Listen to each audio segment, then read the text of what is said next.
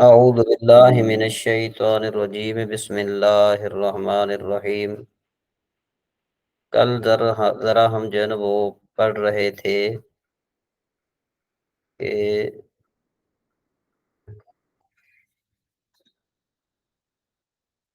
اس میں تفضیل اور مبالغہ میں فرق، اور اسی طریقے سے اس میں ظرف وغیرہ کے اوزان وغیرہ ہم پڑھ رہے تھے، ٹھیک ہے جی۔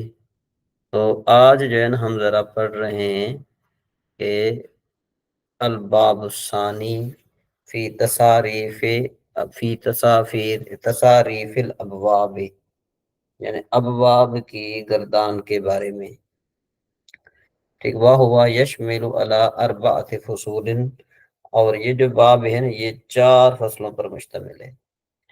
تو سب سے پہلے ہم جو ہے نا وہ پیچھے کی طرف چلتے ہیں، ماقبل کے ساتھ ہم ذرا ربط جوڑتے ہیں تاکہ آپ کو جو ہے نا وہ ساری بات صحیح طرح سمجھ میں آ جائے۔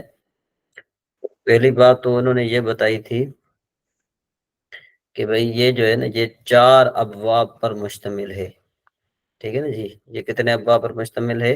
4 ابواب پر۔ یہ پہلا باب تھا، اور اس سے پہلے جو تھا نا ایک مقدمہ تھا، ٹھیک ہے جی۔ ایک مقدمہ اور 4 ابواب تھے، ٹھیک ہے جی۔ یہ دیکھیں، یہ 1 منٹ، یہ آپ کے سامنے ابھی آ رہا ہے۔ یہ خطبہ ہے کتاب کا، یہ یعنی مقدمہ ہے، اور اس کے بعد جو ہے وہ بتایا تھا 4 ابواب ہیں۔ 4 ابواب میں سے ہم نے پہلا باب تو ہم نے پڑھ لیا، ٹھیک ہے جی۔ پہلا یہ مقدمہ ہے، یہ دیکھیں یہ مقدمہ، اور اس کے بعد جو تھا وہ 4 ابواب تھے۔ 4 ابواب میں سے ہم نے پہلا باب جو ہے وہ پڑھ لیا ہے۔ پہلا باب جو ہے کون بتائے گا کس بیان میں تھا؟ سیغوں کے بارے میں، ٹھیک ہے جی۔ سیغوں کے بارے میں تھا، اور اس میں 2 فصلیں تھی، ایک افعال کی تصاریف اور دوسرا جو اسماء مشتقہ۔ یہ جب ہم پڑھ چکے تو اب ہم ذرا دوسرے باب کی طرف ہم جا رہے ہیں، اور دوسرا باب جو ہے وہ کس کے بیان میں؟ وہ افعال تصاریف کے بیان میں ہے، ٹھیک ہے جی۔ تو اب یہ دوسرا باب آپ کا آ گیا، ٹھیک ہے جی۔ اب باب وہ یشمل علی 4 فصول، اور اس کے 4 فصلیں ہیں۔ پہلی فصل جو ہے وہ ثلاثی مجرد کے بیان میں ہے، اور یہ اس کی جدول دے رہے ہیں۔ یہ جدول آپ دیکھ لیجئے گا کہ ثلاثی مجرد کے 6 ابواب ہیں، پھر ثلاثی مزید کی 2 قسمیں، ما حمزہ وصل، اس کے جو ہے یہ 7 باب انہوں نے بتائے ہیں، اور پھر جو ہے ثلاثی مزید بدون الحمز وصل، یہ حمزہ وصل کے ساتھ، اور یہ بغیر حمزہ وصل کے، یہ 5 اور 7 12 ہو گئے، ٹھیک ہے جی۔ ربع مجرد کا 1 آ گیا، پھر ربع مزید فی، اس کی 2 قسمیں، حمزہ وصل اور بے حمزہ وصل۔ جو بے حمزہ وصل ہے وہ 1 ہے، جو حمزہ وصل ہے وہ 2 ہیں، ٹھیک ہے جی۔ اور اس کے بعد پھر ملحق بربائی، ملحق بربائی کی 2 قسمیں ہیں، ملحق بربائی مجرد اور ملحق بربائی مزید فی، ٹھیک ہے نا۔ تو یہ اسی طریقے سے یہ ملحق بربائی مجرد اور ملحق بربائی مزید فی جو ہے نا یہ در حقیقت کون ہے؟ یہ ثلاثی مزید فی کے ابواب ہے، ٹھیک ہے جی۔ یہ ثلاثی مزید فی کے ابواب ہے، اس کو آپ نے اچھے طریقے سے یاد رکھنا ہے۔ اب سب سے پہلی بات ہے، یہ سبق نمبر 11واں ہے، اور یہاں پر پہلی فصل ہے، اور پہلی فصل ثلاثی مجرد کے بیان میں ہے، یعنی 6 اقسام میں سے جو ثلاثی مجرد ہے اس کے بیان میں ہے یہ پہلی فصل۔ کہتے ہیں قد علمت سابقا، کہتے ہیں تحقیق آپ جان چکے، یا یوں کہو کہ آپ جان چکے ہیں۔ قد جو ہے نا ماضی پر داخل ہے، تو اس کا معنی بنے گا کہ آپ جان چکے ہیں پہلے کہ بے شک ثلاثی مجرد کے لیے 6 ابواب ہیں، ٹھیک ہے جی۔ تو اب یہاں پر ان حرف مشبہ بالفعل ہے، تو آپ میں سے کون بتائے گا کہ اس کی خبر کون ہے؟ جی کوئی بتائے گا؟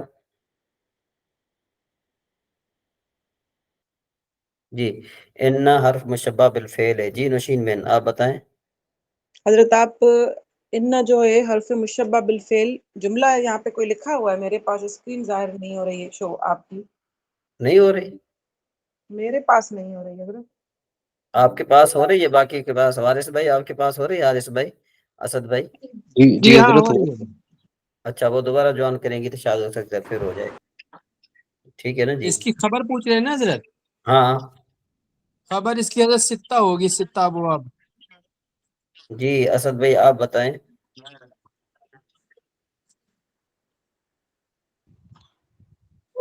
جی حضرت یہ ساری اس کی خبر ہوگی آگے والا جملہ؟ جی حارث بھائی آپ بتائیں۔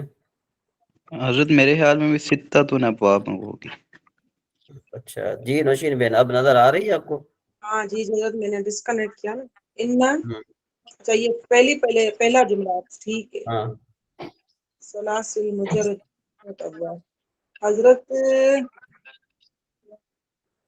سوال کیا ہے کہ خبر کیا بن رہی ہے؟ ہاں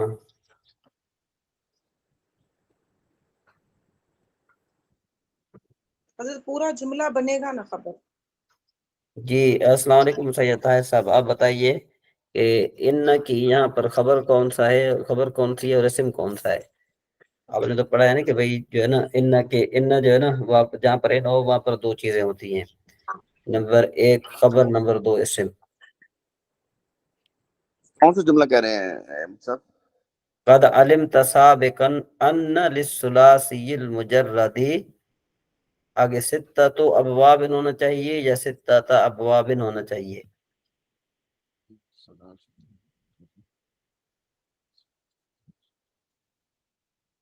میرے خیال میں ستہ تو ہونا چاہیے، کیوں؟ انا جو ہے اپنے اس کو نصب دیتا ہے۔ یہ ستۃ یا ستاتی جو ہے یہ کیا ہے، یہ خبر ہے ان کی یا ان کا اسم ہے؟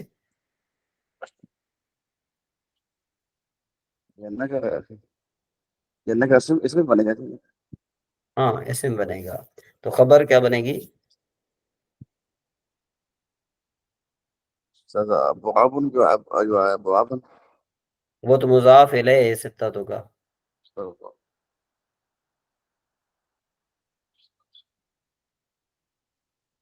اس کا جو ہے نا وہ آسان ہے، بہت زیادہ آسان ہے۔ کہتے ہیں کہ بے شک قد کا معنی کیا ہے؟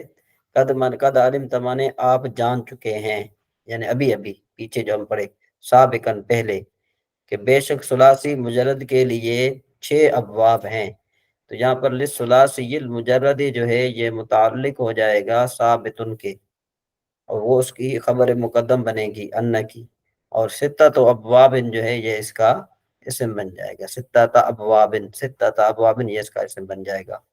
جی بہت اچھا بتایا شاہ صاحب نے، لیکن یہ کہ تھوڑی بہت ابھی کمی ہے، تو ابھی اسی طرح سے جو عبارت آتی رہے گی نا تو آپ یہ اس کو ذرا دیکھتے رہیے گا۔ تو سب سے پہلا انہوں نے بتایا کہ الاول فعل یفعل، یعنی پہلا جو ہے فعل یفعل بفتح العین فی الماضی وضمها فی الغابر، ٹھیک ہے جی، ضمها فی الغابر، تو یہ کہ بھئی غابر کا مطلب کیا ہوتا ہے کہ بھئی جو اس کا عین کلمہ ہے نا اس پر جو ہے فی الغابر اس پر ضمہ، جیسے النصر والنصرۃ معناہ المدد والعون، کہ بھئی نصر اور نصر یہ دونوں ایک چیز ہیں، اور اس کا معنی بنتا ہے مدد اور عون، عون اور مدد یہ جو ہے نا کیا ہے کہ اس کا معنی بنتا ہے۔ اب اس کی گردان کیا آ جائے گی، نصر ینصر نصرا فہو ناصر، یہ گردان آپ نے اچھے طریقے سے یاد کر لی ہے، ٹھیک ہے جی۔ اب ذرا اچھے طریقے سے آپ اس کی تشریح سنیے گا تو انشاءاللہ آپ کو اچھے طریقے سے سمجھ میں آ جائے گا۔ دوبارہ میں نے آپ کو ترجمہ بتا دیا نا، اب اس کی ذرا تشریح سنتے ہیں۔ تو اس کی تشریح یہ ہے کہ آپ کو میں نے بتایا کہ جو علم الصیغہ ہے وہ ایک مقدمہ اور 4 ابواب اور ایک خاتمے پر مشتمل ہے۔ ہم جو ہے نا مقدمہ پڑھ چکے اور اس کے بعد ہم پہلا باب پڑھ چکے جو صیغوں کے بیان میں تھا۔ اب یہ جو دوسرا باب ہے یہ ان کے باب 6 ابواب کے بارے میں ہے، وہ ہم پڑھ رہے ہیں۔ تو ان میں سے پہلا باب جو ہے نا وہ فعل یفعل ہے، جیسے نصر ینصر، تو کہتے ہیں کہ عین کی فتح کے ساتھ اور ماضی میں اور ضمہ کے ساتھ جو ہے نا کس میں، فعل مضارع میں۔ اب اس کو فعل مضارع کو غابر کیوں کہتے ہیں؟ بات تو یہ ہے نا، فی الغابر، ہم غابر اس کو کیوں کہتے ہیں؟ کہتے ہیں اس کی وجہ تسمیہ یہ ہے کہ غابر کا معنی ہوا بچا ہوا، اور 3 زمانوں میں سے زمان ماضی کے بعد زمانہ حال اور استقبال ہی باقی بچے ہوتے ہیں، اس وجہ سے اس کو ہم غابر کہتے ہیں۔ بات سمجھ میں آ رہی کہ نہیں آ رہی؟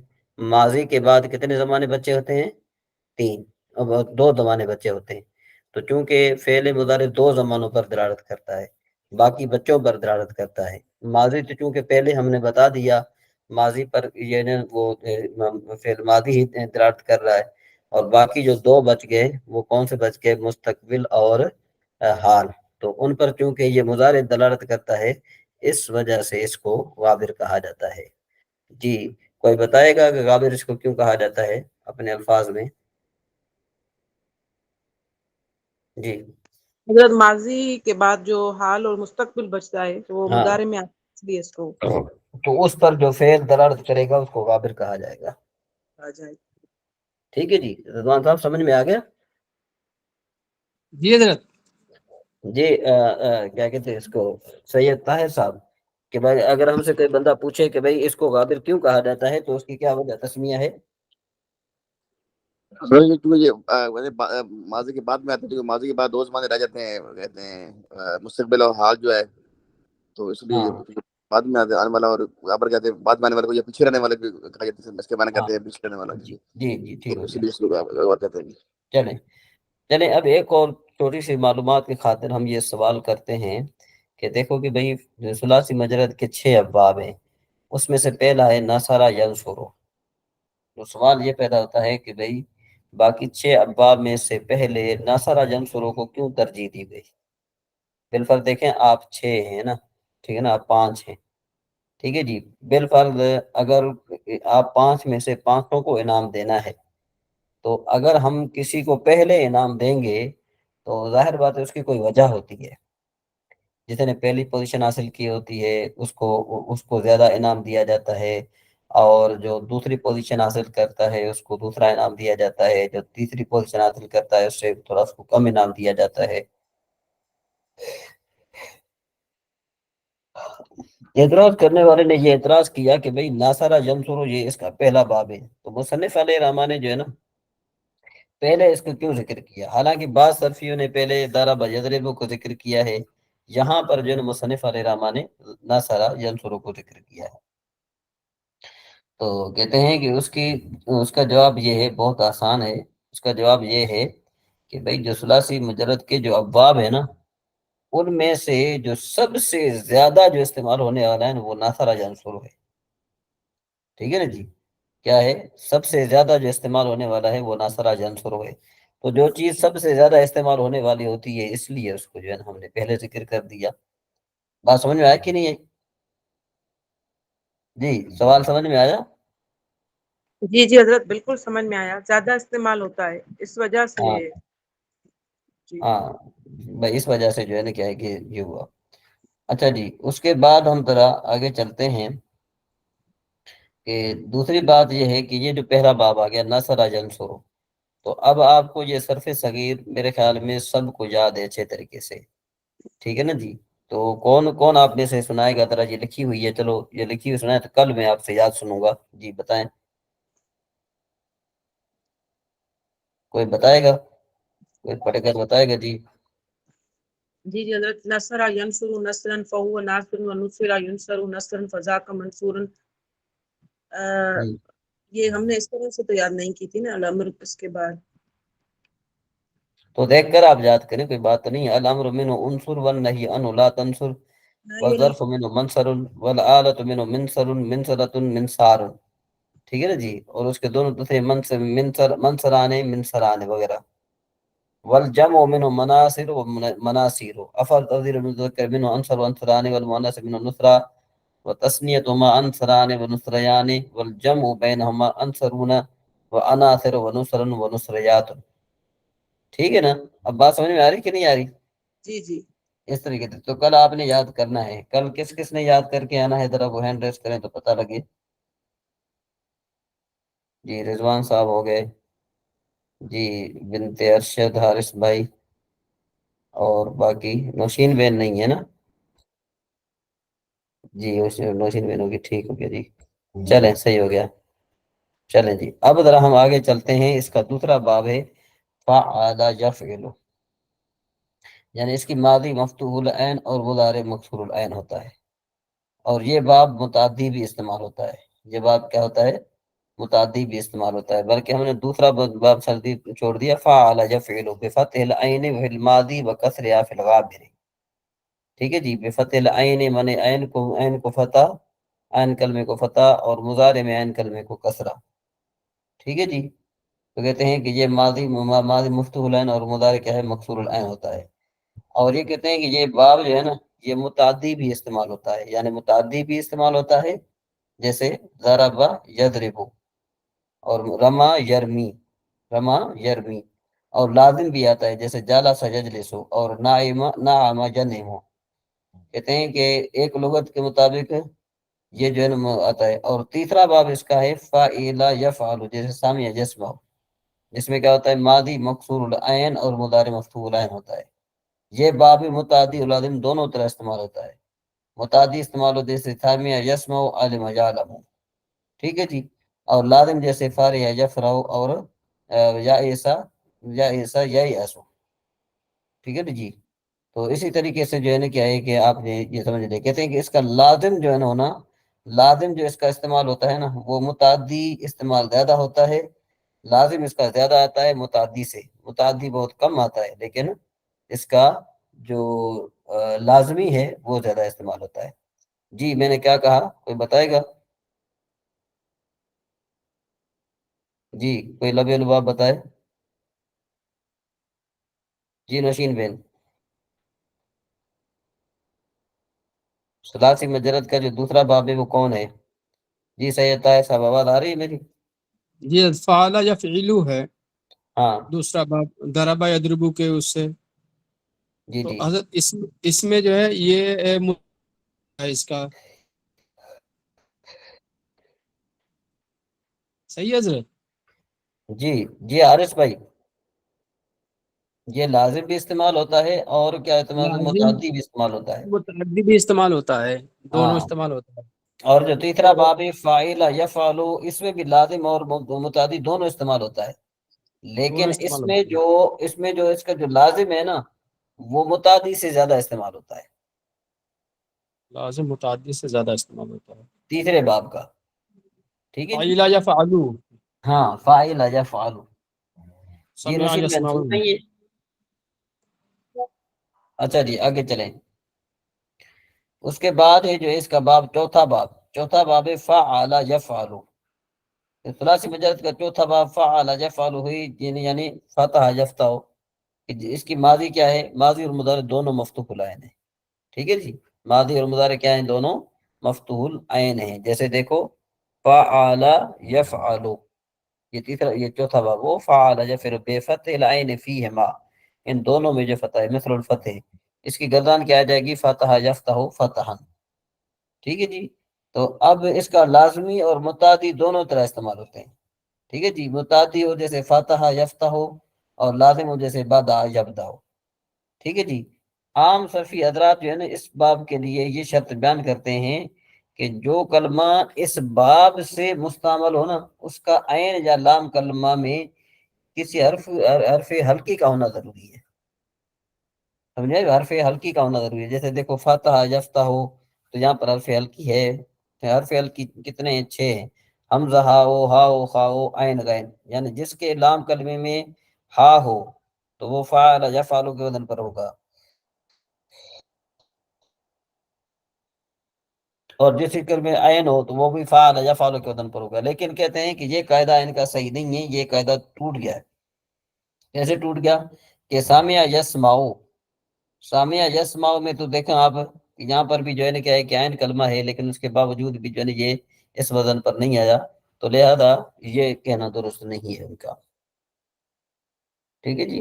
اور اس کے بعد پھر کہتے ہیں پانچواں جو ہے نا فاعل یفعل بضم العین فیہما الکرما، اور اس کی جو ہے تصریف آ جائے گی، گردان آ جائے گی کرما یکرم کرمن و کرامتن فهو قریب الامر منه اکرم، کہتے ہیں کہ وہاد الباب دائما یکون لازما، اور یہ جو باب ہے یہ ہمیشہ لازمی آتا ہے، فالمجهول والمفعول لا یاتیان منه، مفعول اور مجهول اس میں سے نہیں آتے۔ جی بات سمجھ میں آئی کہ نہیں آئی؟ رضوان صاحب جی حضرت بالکل. ہاں تو یہ بات آپ کی جو ہے نا یہ یہاں آپ کے لیے آسانی کے لیے آج جو ہے نا یہاں تک اس کو سبق ختم کرتے ہیں. اب تقسیم السادس سے انشاءاللہ تبارک و تعالی ہم آگے پھر پڑھیں گے. ٹھیک ہے جی. اس کے بعد آتے ہیں سجود الصاف، یعنی یعنی یہ نور العزا ہے. ٹھیک ہے جی. نور العزا ہے، اور نور العزا میں یہ ہے کہ بھئی سجدہ صاحب کا باب، کہ سجدہ صاحب جو ہے نا کہ کب کیا جاتا ہے، اور سجدہ صاحب کب کرنا واجب ہے اور کب کرنا ناجائز ہے. تو اس کے سب سے پہلے کہتے ہیں کہ متا یجب سجود الصحب، کب واجب ہوتا ہے سجدہ صاحب کرنا. تو یہ سوال تھا اور اس کا جواب انہوں نے دیا یجب سجدتان بتشہد و تسلیم، کہ واجب ہوتے ہیں 2 سجدے، ایک تشہد اور ایک تسلیم کے ساتھ، میں نے ایک سلام کے ساتھ. تو یہاں پر یہ میں نے ایک معنی کر رہا ہوں، وہ کس کی معنی کر رہا ہوں ذرا کوئی بتائے گا؟ جی حضرت یہ آپ یہ کیا کہتے ہیں سجدہ صاحب کی بات کر رہے ہیں نا، ہاں ہاں جس کے ساتھ الف لام ہے. ہاں ہاں میں کہہ رہا ہوں کہ بھئی واجب ہیں 2 سجدے. یہ تو جی جی سجدتان کا میں نے منع کر دیا. آگے میں منع کر رہا ہوں ایک تشہد اور ایک سلام کے ساتھ. تو یہاں پر ایک میں نے کہاں سے نکالا؟ حالانکہ مجھے یوں کہنا چاہیے تھا 2 سجدے واجب ہوتے ہیں تشہد اور سلام کے ساتھ. رضوان صاحب بات سمجھ میں آ رہی ہے؟ جی جی بالکل حضرت. تو یہاں پر یہ جو ایک معنی کر رہا ہوں میں، یہ کس چیز کا معنی کر رہا ہوں میں؟ با اس کے ساتھ ہے. ہیں جی حضرت آپ یہ سوال پوچھ رہے ہیں نا کہ میں ایک کی معنی کس لفظ سے کر رہا ہوں اس میں ہاں عربی میں. ہاں تو میں یہ سمجھ رہی ہوں، جو مجھے سمجھ میں آ رہی ہے، جو اس کے ساتھ با ہے. نہیں با کا تو معنی ہوتا ہے ساتھ. ساتھ ہوتا ہے. ہاں ایک نہیں کس الف کا معنی ہو رہا ہے؟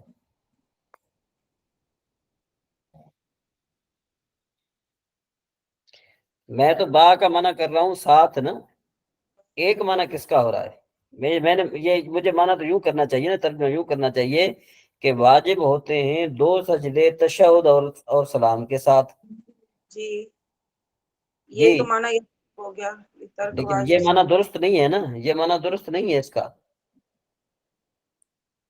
رضوان صاحب جی یجب حضرت جو ہے جی. واجب یاجب کا تو معنی ہوتا ہے واجب ہوتا ہے. واجب ہوتا ہے. اچھا سجدتان اب آپ ذرا ایک قاعدہ یاد رکھیے گا.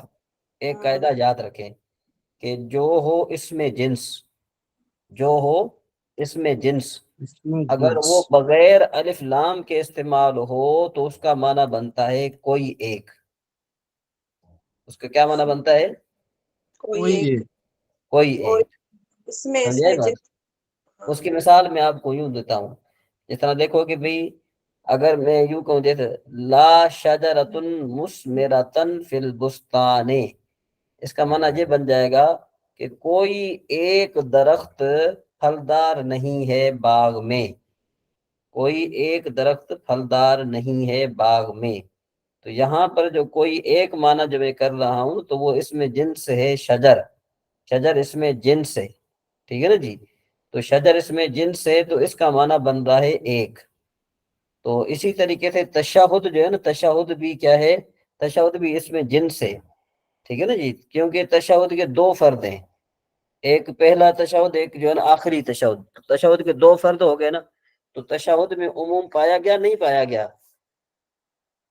حضرت رضوان صاحب تشہد میں عموم پایا گیا کہ نہیں پایا گیا؟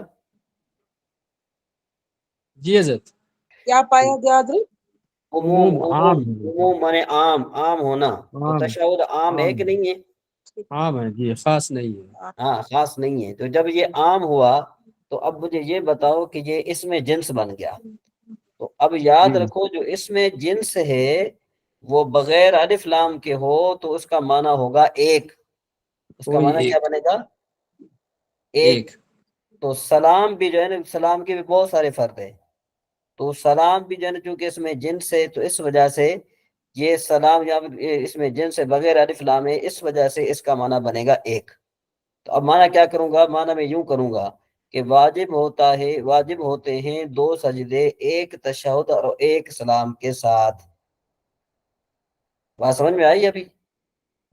جی جی بالکل آ گئی. ہاں. لترک واجب، کسی ایک واجب کو چھوڑنے کی وجہ سے، سہون کا معنی یہ تمیز ہے، ٹھیک ہے نا جی. کسی ایک جو ہے نا بھولتے ہو، سوری، لترک واجب کا مطلب کیا ہے کہ بھئی کسی ایک، اب دیکھو یہاں پر میں منع کر رہا ہوں کسی ایک واجب کے چھوڑنے کی وجہ سے، یہاں پر لام تعلیلیہ ہے. لام کیا ہے؟ تعلیلیہ، یعنی کسی ایک واجب چھوڑنے کی وجہ سے، سہون، بھولنے کی حالت میں. یہ جو سہون ہے یہ حال ہے، ٹھیک ہے جی. سہون کیا ہے؟ یہ حال ہے. تو اب کہتے ہیں ان تکررا، اگرچہ وہ مقرر ہو.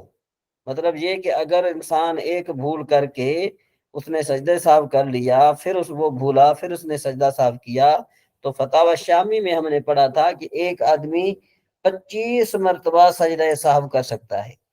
کتنے مرتبہ کر سکتا ہے؟ 25 مرتبہ سجدہ سہو کر سکتا ہے.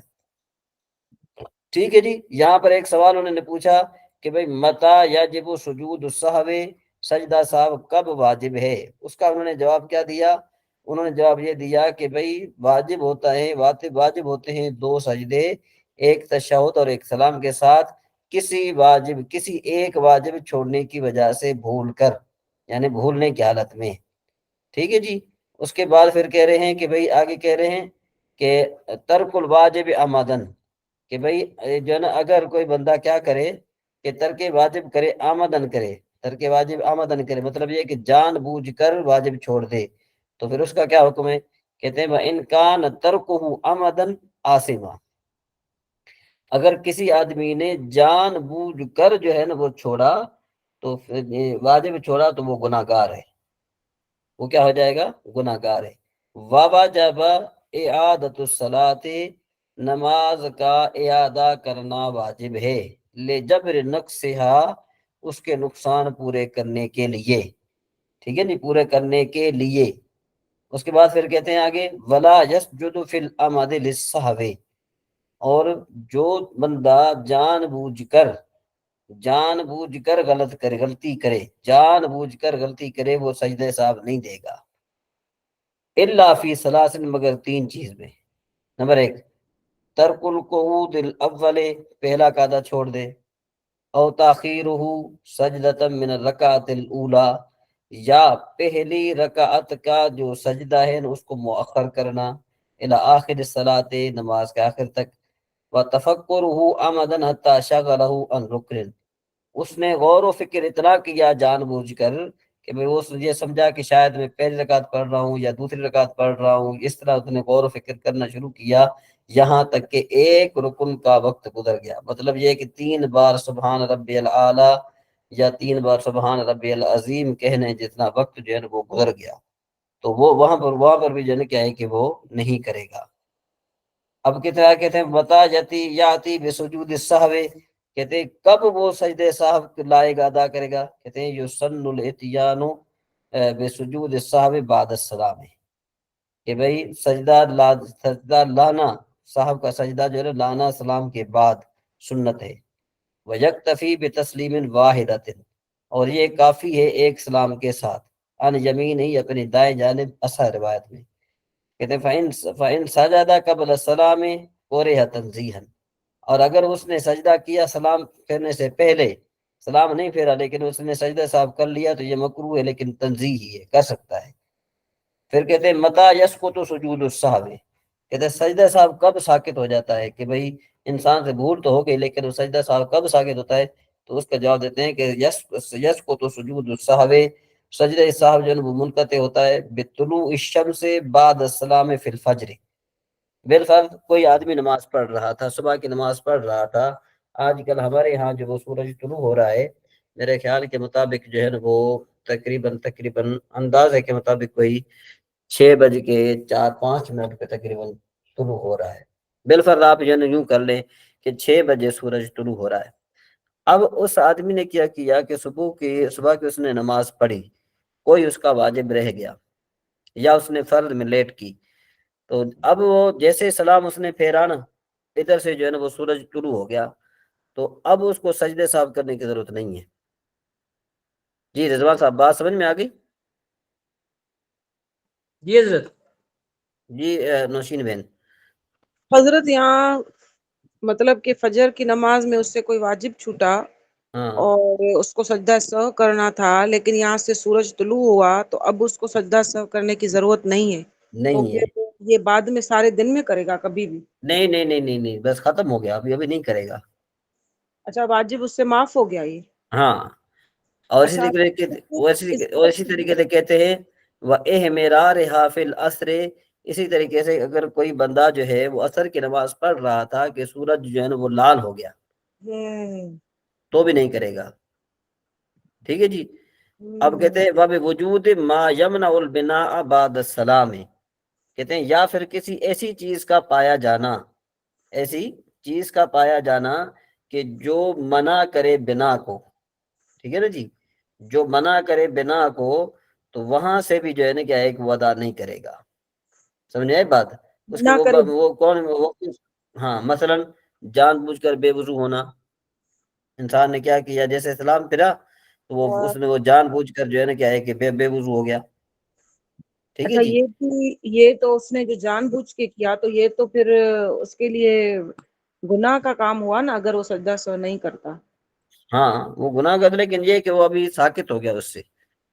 تو حضرت لیکن حضرت پھر یہ جو پہلا یہ نوشین بہن بتا رہی تھی، پہلے والے کا جو مسئلہ ہے وہ مسئلہ یہ ہے کہ اگر اس کو گمان ہو کہ اگر وہ سورج نکل آئے گا سلام پھیرنے پہ ہاں تب اس پہ ساکت ہوگا، ہاں ایسا نہیں کہ سورج نکل آیا ہے تو وہ سجدہ سہو ساکت ہو گیا، یعنی گمان ہو کہ سجدہ سہو جو ہے کرے گا تو سورج نکل آئے گا بعد السلام، اس میں لکھا ہوا حضرت۔ ہاں بالکل، یعنی اچھا سلام کے بعد جو ہے وہ اس نے جیسے سلام پھیرا تو دیکھا کہ بالفرض 6 بجے سورج طلوع ہوتا ہے، اس کی گھڑی پر نظر پڑ گئی کہ بھئی 6 ہو گئے، ٹھیک ہے جی، تو اب تو جائے وہ اس کو پک ہو گیا کہ اب یہ نکل گیا، سورج نکل آیا ہے، تو اب وہ سجدہ صاحب نہیں کرے گا۔ ٹھیک ہے حضرت، یہ تو بات کلیئر ہو گئی۔ ہاں دوسری بات ہے نا کہ اگر ایک شخص کو سجدہ سہو کرنا تھا لیکن جان بوجھ کے وہ بے وضو ہو گیا تو یہ اس کے اوپر ساکت تو ہو گئی چیز، ظاہری بات ہے بغیر وضو کے نہیں کر سکے گا، لیکن اس کو اس چیز کی معافی تو نہیں ہے نا، پہلی صورت میں معافی ہے، دوسری ہاں صورت ہاں، میں وضو کر کے سجدہ سہو کرے۔ نہیں نہیں ابھی نہیں سجدہ صاحب کرے گا نا، سجدہ صاحب تو تب کرے گا نا جب نماز میں ہو۔ تو اگر میں یہی کہہ رہی ہوں نا کہ تو پھر یہ تو اس کے اوپر گناہ رہا نا۔ گناہ تو رہا، لیکن یہ کہ سجدہ صاحب تو ساکت ہو گیا نا، بات تو یہ ہے نا، ہم یہاں بات کر رہے ہیں کہ سجدہ صاحب کتنی وجہ سے ساکت ہو سکتا ہے، اچھا حضرت وہ سجدہ 3 سہو وجہ ہیں۔ جو کرتے ہیں ہم سجدہ سہو، اس میں اگر کسی نے سلام ایک ویسے تو طریقہ یہ بتایا جاتا ہے نا، ایک طرف رائٹ سائڈ سلام پھیر کے پھر سجدہ سہو کی نیت کر کے پھر 2 سجدے کر کے اتحیات تشہد، اس طرح سے اگر کسی نے جی جی دو طرف بھی پھیر دیا سجدہ سلام پھر بھی وہ کر سکتا ہاں ہے ہاں سجدہ، وہ اسی جگہ بیٹھا ہوا ہاں ہے، اگر بالکل وہ اسی بالکل جگہ بیٹھا ہوا ہے، اس کو 5-10 منٹ گزر گئے لیکن اس نے بات نہیں کی ہے تب بھی وہ کر سکتا ہے؟ تب بھی کر سکتا ہے۔ صرف اٹھنے کا ہے کہ اٹھ کر وہ واش روم تک وضو کر کے یا اس طرح سے نہیں کر سکتا؟ وہ صرف اپنا جو سینہ ہے نا وہ وہاں سے کعبۃ اللہ شریف سے نہ پھیرے، اوکے صحیح ٹھیک ہے ٹھیک۔ ٹھیک ہے نا جی، کعبۃ اللہ شریف سے اس کا سینہ نہ پھیرے، کسی سے بات نہ کرے، ٹھیک ہے جی۔ اب یہاں پر یہ دیکھیں نا، یہاں پر میرے خیال میں شاید حاشیے پر اگر کوئی چیز لکھی ہوگی تو میں آپ کو بتاتا ہوں، کہتے ہیں کہ یہ کہتے ہیں فاہی المسکۃ فی ثلاث، کہتے ہیں بل فی خمس، یہ کہتے ہیں 5 جگہوں میں، الاول ما لو صلی علی النبی، کہ بھئی اگر اس نے حضور نبی کریم صلی اللہ تعالیٰ علیہ وسلم پر درود شریف پڑھ لیا پہلے میں جان بوجھ کر، وثانی مائدہ ترک الفاتحہ عمدن، جب اس نے فاتحہ چھوڑی جان بوجھ کر، الرکعۃ الاولیٰ، کہتے ہیں یہ جو ہے ہو گیا، اور اس کے بعد پھر یہ تو 3 چیزیں آ گئے نا، اب یہاں پر یہ اور چیز کوئی نشانی نہیں نظر آ رہی، تو نشانی اگر کوئی حاشیہ ہوتا تو پھر میں آپ کو یہاں پر بتا دیتا۔ بہرحال کہنے کا مطلب یہی ہے کہ اللہ تبارک و تعالیٰ بہتر فرمائے، یہ 3 چیزیں ہیں جس کی وجہ سے سجدہ صاحب ساکت ہو جاتا ہے۔ کہتے ہیں میں یلدمہ سجود السہو، کہ بھائی سجدہ صاحب جو ہے کس پر واجب ہوتا ہے، وہ بات کر رہے ہیں ابھی کہہ رہے ہیں کہ بھئی وَيَلْزَمُ الْمَعْمُومُ بِصَحْبِ إِمَامِهِ لَا بِصَحْبِهِ، کہ بھئی ایک آدمی جو ہے نا مقتدی ہے تو مقتدی پر سجدہ سہو لازم ہو جائے گا، کس وجہ سے؟ اس کے امام کی وجہ سے، امام کی بھول کی وجہ سے، لا بصحبہ، اپنی بھول کی وجہ سے نہیں۔ یعنی امام اگر بھول گیا ہے تو امام جو بھول گیا تو مقتدی کو اب سجدہ سہو لازم ہو گیا مقتدی پر، چاہے مقتدی نہ بھولا ہو۔ لیکن اگر مقتدی بھول گیا تو یعنی مقتدی بھول گیا تو مقتدی کی بھول کی وجہ سے امام پر سجدہ نہیں ہے، ٹھیک ہے جی۔ وَيَسْجُدُ الْمَسْبُوقُ مَعَ إِمَامِهِ، اور جو مسبوق ہے، بالفرض یہ ایک آدمی نماز پڑھنے کے لیے آیا، 3 رکعتیں یا 4 رکعتیں امام کے پیچھے جو ہے وہ پڑھنے کے لیے آیا، تو یوں ہوا کہ ظہر کی نماز میں بالفرض امام نے 2 رکعتیں ادا کر لی تھی، ٹھیک ہے جی۔ اس کے بعد پھر کیا ہوا کہ ان 2 رکعتوں میں امام سے بھول ہو گئی تھی، کوئی غلطی ہو گئی تھی، کوئی سہو ہو گیا تھا۔ لیکن یہ جو مسبوق ہے نا، یہ تو ابھی آیا ہے نا، مسبوق سے تو غلطی نہیں ہوئی تھی، تو اب کیا ہوگا کہ وہ امام کے ساتھ سجدہ کرے گا مسبوق، وہ ثم یقوم لقضاء ما سبق به، پھر وہ کھڑا ہو جائے گا جو اس سے قضا ہوا ہے پہلے، ٹھیک ہے جی۔ اس طرح کہتے ہیں بولو سہل مسبوق فیما یقضیہ سجد لہ ایضا، کہتے ہیں اور اگر جو ہے مسبوق بھول گیا فیما یقضیہ، جو ادا کر رہا ہے، یعنی جو اس نے پہلی رکعتیں جو ان سے چھوٹی تھی وہ ادا کر رہا ہے، تو اب اس میں بھول گیا تو وہ سجدہ کرے گا۔ لاحق کو لاحق سجدہ نہیں کرے گا۔ لاحق کس کو کہتے ہیں؟ لاحق اس آدمی کو کہتے ہیں کہ جو پہلی رکعت جو ہے وہ امام کے ساتھ اس نے پڑھی، اب وہ بے وضو ہو گیا، بے وضو ہونے کے بعد وہ فوراً چلا گیا وضو کرنے کے لیے، اب وہ بنا کی وجہ سے وضو کر رہا ہے، تو اب امام نے دوسری تیسری رکعت پڑھ لی، ٹھیک ہے جی، امام نے دوسری تیسری رکعت کیا کر لی؟ پڑھ لی، چوتھی رکعت میں وہ آدمی اس کے ساتھ مل گیا، اس کو کہتے ہیں لاحق۔ تو اب جو لاحق ہے نا، امام کے سلام پھیرنے کے بعد وہ دوسری اور تیسری رکعت یعنی دوسری اور تیسری رکعت ادا کرے گا، تو دوسری رکعت میں اس سے بھول ہو گئی یا تیسری رکعت میں اس سے بھول ہو گئی تو اب وہ سجدے صاحب نہیں کرے گا، بلکہ وہ ویسے ہی جو ہے کیا ہے کہ سلام پھیر دے گا۔ جی رضوان صاحب کچھ سمجھ میں آئی بات یہاں تک؟ یہ سمجھ میں آ گیا۔ کیا سمجھ میں آیا؟ جو اگر ایک رکعت امام کے ساتھ پا لیا، پھر وضو مان لیجیے اس کا ٹوٹ گیا، پھر گیا اس نے وضو بنایا، جب تک 2 رکعتیں امام نے مزید پڑھ لی، اس کے بعد اس کو چوتھی رکعت ملی، تو اب جو چوتھی رکعت ملی اس کے بعد وہ 2 جو چھوٹی ہیں وہ اس کو پورا کرے گا، جی ہاں، تو اس میں اگر کوئی سہو ہوتا ہے تو اس کو جو ہے اس کے سجدہ سہو کی ضرورت نہیں ہوگی۔ جی نوشین بہن سمجھ میں آئی بات؟ جی حضرت اب سمجھ میں آ گئی مجھے کہ ہاں جو جی، مقتدی ہے اس کو پھر سجدہ سہو نہیں کرنا ہوگا۔ ہاں اگر اچھا امام بلا یا جی جی اگر امام سے غلطی ہوتی ہے تو پھر امام تو کرے گا نا سجدہ سہو۔ بالکل بالکل کرے گا۔ ٹھیک ہے صحیح۔ اچھا جی، ولا یأتی الامام بسجود السہو فی الجمعۃ والعیدین، کہ بھئی جمعے اور عیدوں میں امام سجدہ سہو نہیں کرے گا، ٹھیک ہے جی۔ یہاں تک آپ کا سبق یہ کافی ہے، پھر انشاءاللہ بعد میں ہم جو ہے نا کیا ہے کہ پڑھیں گے۔ اب ذرا ہم آگے چلتے ہیں، تعلیم المنطق کی طرف چلتے ہیں۔ اچھا جی، اب ذرا طالب المنطق کی طرف ہم چلتے ہیں کہ کل ہم نے پڑھا تھا کہ دلالت کی کل 6 قسمیں ہیں۔ نمبر اس میں سے ایک تھا دلالت لفظی وضعیہ، نمبر 2 دلالت لفظیہ طبیعیہ عقلیہ، یہ ہم نے پڑھ لیا تھا۔ اب دلالت لفظی وضعیہ کی تقسیم پڑھ رہے ہیں۔ دلالت لفظی وضعیہ کی 3 قسمیں، نمبر 1 مطابقی، نمبر 2 تضمنی، نمبر 3 التزامی۔ اب ان کے درمیان وجہ اثر یہ ہے کہ لفظ کی دلالت اپنے معنی پر 3 حال سے خالی نہیں ہوگی، یا تو لفظ اپنے پورے معنی موضوع لفظ پر دلالت کرے گا یا موضوع لفظ کی جز پر دلالت کرے گا۔ اب یہاں آپ کے لیے ایک لفظ نیا آیا ہے، موضوع۔ جی رضوان صاحب سمجھ رہے ہیں بات؟ سید طاہر صاحب بات سمجھ رہے ہیں؟ آپ کے لیے ایک چیز نہیں آئی ہے، موضوع، ٹھیک ہے نا جی؟ بالکل نہیں ہے نا؟ جی جی ہاں، تو موضوع لا کا معنی یہ ہوتا ہے جس کے لیے بنایا گیا ہو۔ تو بالفرض لفظ رضوان یہ آپ کے لیے بنایا گیا ہے، تو موضوع لا جو ہے نا وہ رضوان ہوا، وہ موضوع لا کیا بنا؟ رضوان، ٹھیک ہے نا جی؟ رضوان جو ہے یہ آپ کے لیے بنایا گیا ہے، آپ کی ذات کے لیے، آپ کی ذات کے لیے جو لفظ بنایا گیا ہے اس کو ہم کیا کہیں گے؟ موضوع اللہ. ہاں رضوان، بالفرض کتاب، کتاب کے لیے ایک لفظ بنایا گیا ہے، یعنی ایک شکل، مخصوص شکل کی جو چیز ہے، کتاب جیسے ہم بولتے ہیں تو مخصوص شکل ہمارے ذہن میں آتی ہے نا، تو اب وہ لفظ کتاب، لفظ کتاب جو ہے نا وہ اس شکل کے لیے بنایا گیا ہے، تو وہ چیز بن گئی موضوع لا. ٹھیک ہے جی. موبائل کا لفظ، جو موبائل کا لفظ ہے نا وہ اس ڈیوائس کے لیے موضوع لا بن گیا، یعنی اس کے لیے وضع کیا گیا ہے. موضوع لا کا معنی کیا ہوتا ہے؟ اس کے لیے وضع کیا گیا ہے. جی رضوان صاحب بات سمجھ میں آ رہی ہے نا؟ موضوع لا کس کو کہتے ہیں؟ جی حضرت. موضوع لا یعنی کس کو کہتے ہیں؟ جو چیز جس کے لیے بنائی گئی ہو. ہاں ٹھیک ہے نا جی. یا اب کہتے ہیں کہ بھئی اس کی وجہ سر سنو، وجہ سر یہ ہے کہ وہ لفظ کی دلالت اپنے معنی پر تین حال سے خالی نہیں ہوگی. یا تو لفظ اپنے پورے معنی موضوع لا پر دلالت کرے گا، یا موضوع لا کی جز پر دلالت کرے گا، یا موضوع لا کے خارج لازم پر دلالت کرے گا. اگر تو لفظ پورے معنی موضوع لا پر دلالت کرے اس کو مطابقی، اور اگر وہ موضوع لا پورے پر دلالت نہ کرے بلکہ جز پر دلالت کرے تو اس کو تضمنی، اور اگر جو ہے نا کیا ہے کہ وہ کس پر دلالت کرے؟ موضوع لا کے خارج پر دلالت کرے تو اس کو التزامی کہتے ہیں. اب ان کی تعریفات آپ سنیں.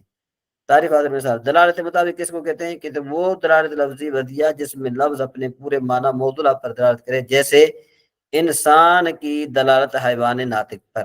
اب یہ جو انسان ہے نا، انسان جیسے ہم بولیں گے نا تو یہ حیوان ناطق پر دلالت کرے گا. کیوں؟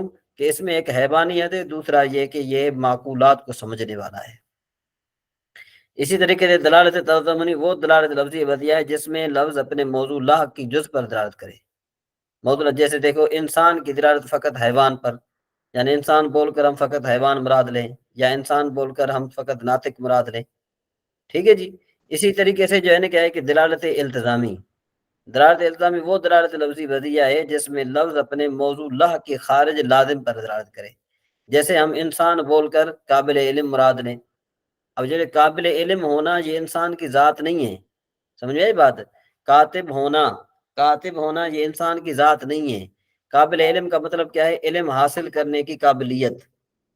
ٹھیک ہے نا جی. قابل حاصل کرنے کا مطلب کیا ہے؟ کہ علم حاصل کرنے کی کیا قابلیت ہونا. تو علم حاصل کرنے کی قابلیت جو ہے وہ انسان میں ہے، یعنی انسان میں استعداد ہے. لیکن انسان کے اندر جتنی بھی استعداد ہیں یہ ساری انسان کے خارج لازم ہے. انسان کے لیے یہ چیز بنائی نہیں گئی. انسان کے لیے کیا بنایا گیا؟ حیوان ناطق. بات سمجھ میں آ رہی ہے کہ نہیں آ رہی؟ دوبارہ میں سمجھاؤں. جی آپ اس کو ریپیٹ کریں. ہاں کہتے ہیں دلالت لفظی وضعیہ کی تین قسمیں ہیں. نمبر ایک، دلالت لفظی وضعیہ کی تین قسمیں ہیں کہ بھئی نمبر ایک مطابقی، نمبر دو تضمنی، نمبر تین التزامی. اب ان کے درمیان وجہ اثر کیا ہے؟ کہتے ہیں ان کے درمیان وجہ اثر یہ ہے کہ لفظ کی دلالت اپنے معنی پر تین حال سے خالی نہیں ہوگی. یا تو لفظ اپنے پورے معنی موضوع لا پر دلالت کرے گا، یا معنی موضوع لا کے جز پر دلالت کرے گا، یا موضوع لا کے خارج لازم پر دلالت کرے گا. اب یہاں پر یہ جو موضوع لا جو ہے نا، موضوع لا کس کو کہتے ہیں؟ کہ وہ لفظ جس کے لیے بنایا گیا ہو. بالفرض اس کی مثال آپ سمجھیں کتاب. اب یہ جو کتاب ایسا لفظ ہے ایک مخصوص شکل کے لیے بنایا گیا ہے. ٹھیک ہے نا جی. تو کتاب کا جو لفظ ہے نا یہ موضوع لا ہوا کس کے لیے؟ اس مخصوص شکل کے لیے. اسی طریقے سے چشمہ، یہ جو چشمہ جو لفظ ہے یہ موضوع لا ہے. موضوع یعنی وضع کیا گیا ہے، بنایا گیا ہے لا اس کے لیے. کس کے لیے؟ اس شکل کے لیے. تو اب اگر وہ لفظ جو ہے وہ لفظ وہ اگر پورے معنی موضوع لا پر دلالت کرے، وہ لفظ اگر پورے معنی موضوع لا پر دلالت کرے تو اس کو مطابقی کہتے ہیں. اور اگر وہ لفظ اگر پورے معنی موضوع لا پر دلالت نہ کرے بلکہ معنی موضوع لا کے جز پر دلالت کرے، یعنی پورے پر دلالت نہ کرے جز پر دلالت کرے، اس کو ہم تضمنی کہتے ہیں. ٹھیک ہے نا. جس طرح کہتے ہیں ضمنی انتخاب. ضمنی انتخاب کیوں کہتے ہیں؟ ضمنی انتخاب کا مطلب یہ ہوتا ہے کہ یہاں پر معنی موضوع لا کے جز پر دلالت کر رہے ہوتے ہیں، پورے انتخابات مراد نہیں ہوتے. ضمنی امتحان. ضمنی امتحان کا مطلب کیا ہوتا ہے؟ کہ بھائی پورے نہیں ہیں بلکہ اس کے جز پر، اس کے جز کے امتحانات ہیں. بات سمجھ میں آ رہی؟ تو جو معنی موضوع لا کے جز پر دلالت کرے اس کو تضمنی کہتے ہیں. اور اگر کوئی لفظ ایسا بھی ہے کہ جو نہ تو پورے معنی موضوع لا پر دلالت کر رہا ہے، نہ معنی موضوع لا کے جز پر دلالت کر رہا ہے، بلکہ ایسے خارجی معنی پر دلالت کر رہا ہے جو اس موضوع کو لازم ہے. اس کی مثال آپ کو میں یوں دیتا ہوں، جیسے دیکھو موضوع کی مثال دیتے ہیں، جیسے دیکھو انسان. اب انسان جو ہے نا، اس کا جو موضوع ہے وہ حیوان ناطق ہے. انسان کا جو موضوع ہے، انسان کو کس لیے بنایا گیا ہے؟ حیوان ناطق کے لیے بنایا گیا ہے. جی نوشین بہن، کس لیے بنایا گیا ہے؟ حیوان ناطق کے لیے بنایا گیا. مقصد آپ کا کہنے کا یہ ہے کہ جو انسان ہے نا، ایک تو ہاں، جاندار ہے، دوسرا یہ کہ دریا بندہ معقولات ہے، یعنی جو عقل میں چیز آنے والی ہے اس کو سمجھنے والا ہے. اس کے لیے، اس وجہ سے اس کو جو ہے وہ کہا جا رہا ہے حیوان حیوان ناطق کہتے ہیں. یعنی انسان کا معنی بنا حیوان ناطق. اس کی دو وجہ ہے حیوان ہاں، ناطق کی. ایک تو یہ کہ اس میں جو ہے حیوانیت ہے، یعنی جاندار ہے. جاندار ہے، اور اس سمجھنے کی، چیزوں کو سمجھنے کی صلاحیت ہے. ہاں، تو اب دیکھو کہ انسان کا جو موضوع ہے، انسان موضوع کس کا ہے؟ حیوان ناطق کا. لیکن حضرت حیوان ناطق کا اسے سمجھنے سے کیا تعلق ہے؟ دوسرے حیوان جو ہیں، دوسرے ہاں، حیوان معقولات کو سمجھتے ہیں؟ نہیں سمجھتے. تو دیکھو نا، حیوان تو سارے حیوان ہیں. اب معقولات مطلب عقل انسان کو آپ کس طرح دوسرے حیوان سے الگ کریں گے؟ عقل کی بنیاد پہ، عقل کی بنیاد پر حیوان کو الگ کرتے ہیں نا. تو معقولات ہاں، اب انسان کا معنی کیا بنا؟ حیوان ناطق. اب حیوان شیر کا معنی کیا بنا؟ حیوان مفترس، پھاڑنے والا. حیوان مفترس. مفترس کا معنی ہوتا ہے چیر پھاڑ کرنے والا. پڑھ کرنے والا. ٹھیک ہے جی. گدھے کو ہم کہتے ہیں حیوان ناہق، یعنی ہن ہنانے والا. گھوڑے کو حیوان ناہق کہتے ہیں. حیوان ناہق کا مطلب ہوتا ہے ہن ہنانے والا. ٹھیک ہے نا اچھا. جی. تو دیکھو نا، یہ ہر چیز کا نام ہے. یعنی انسان کا معنی یہ وہ نہیں ہے. انسان کا معنی جو آپ سمجھ رہے ہیں نا کہ انسان کا معنی باڈی، جو ہم انسان کہتے ہیں، انسان کا معنی جو منطقی لیتے ہیں وہ یہ لیتے ہیں کہ ایسا حیوان کہ جو معقولات کو سمجھنے والا ہو، اس کو حیوان ناطق کہتے ہیں. اس کو انسان کہتے ہیں. وہ انسان کا معنی کرتے ہیں حیوان ناطق. تو اب انسان نے دلالت کی کس پر؟ حیوان ناطق پر. تو دیکھو کہ انسان نے اپنے جس کے لیے بنایا گیا ہے اس پر جو ہے نا دلالت کی کہ نہیں کی؟ بالکل صحیح ہے. تو اب یہ دلالت مطابقی ہوئی. ٹھیک ہے حضرت. اور اگر انسان بول کر آپ صرف حیوان مراد لیں یا صرف ناطق مراد لیں، تو چونکہ انسان جو بنایا گیا ہے وہ حیوان ناطق پورے کے لیے بنایا گیا ہے. صرف اگر آپ انسان کی دلالت صرف حیوان ناطق حیوان پر کریں گے تو انسان کی دلالت جو ہے نا جز پر ہوئی کہ نہیں ہوئی؟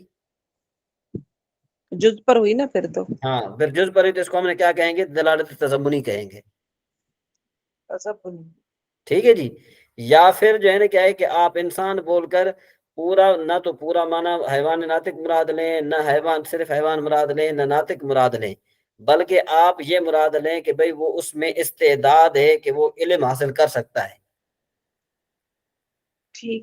علم حاصل کر سکتا ہے. تو اب آپ نے انسان بول کر حیوان ناطق نہ حیوان مراد لیا، نہ ناطق مراد لیا، نہ حیوان ناطق پورا مراد لیا، بلکہ صرف آپ نے یہ مراد لیا کہ بھئی اس کے اندر صلاحیت ہے کہ وہ علم حاصل کر سکتا ہے. اب یہ خارج، یہ جو ہے نا انسان کا خارج ہے، لیکن ایسا خارج ہے کہ جو انسان کو لازم ہے. باقی جتنے بھی جو ہے نا وہ حیوانات ہیں وہ سارے کے سارے قابل علم نہیں. ٹھیک ہے جی. اب جو انسان کا معنی ہم کریں قابل علم، تو اب یہ اس کا معنی کیا ہو جائے گا؟ یہ اس کا معنی خارج لازم، یعنی انسان نے اب جو دلالت کی وہ خارج لازم پر دلالت کی، نہ تو اپنے معنی موضوع پر دلالت کی، نہ معنی موضوع کے جز پر دلالت کی. اس وجہ سے ہم اس کو کہیں گے دلالت التزامی. بات یہاں تک سمجھ میں آ گئی؟ حضرت صرف ناطق لفظ کا مطلب کیا ہے؟ معقولات کو سمجھنے والا. معقولات. اب آپ نے آج ہمیں نا 3 جو ہے نا وہ ڈیفینیشنز پڑھائی ہیں نا. ایک دلالت